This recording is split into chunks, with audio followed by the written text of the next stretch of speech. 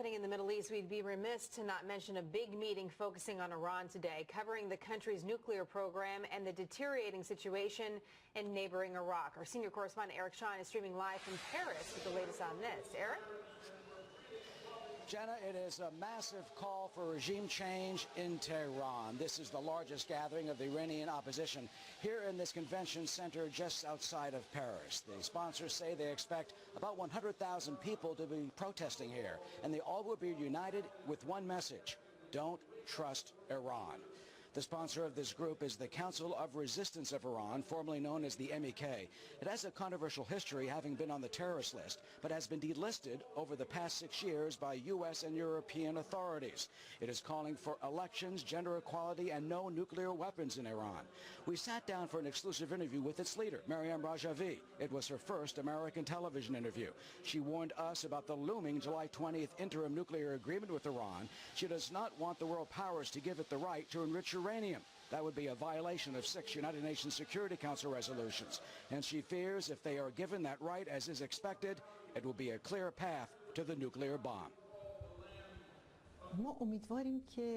We hope that in these negotiations, the international community would succeed in halting the Iranian regime's advances and ambitions, because halting the bomb-making of the mullahs is what we, the Iranian resistance, and the Iranian people want.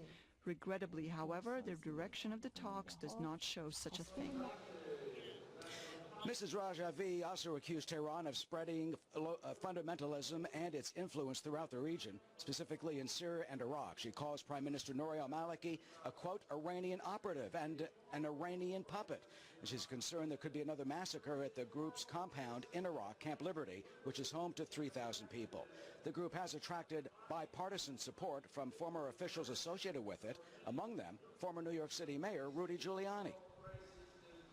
This is a group that's in favor of a nuclear-free Iran, a really nuclear-free Iran, not an Iran that has nuclear capacity that can then play around with us as to whether or not they are 2 months away or 1 month away or 3 months away from being a nuclear power. So this is a group that is very much in the interest of the United States to support, to create leverage against the Ayatollahs. Well, Tehran has branded this group a terrorist group, saying that it has fabricated the allegations against it and that it's a cult. Well, Mrs. Rajavi told me she completely rejects those charges, saying the Iranian government is afraid of the Iranian opposition like this that want to topple it. We're live in Villepin, France. I'm Eric Shawn, Fox News. Back to you, Jenna. Very interesting. Eric, thank you.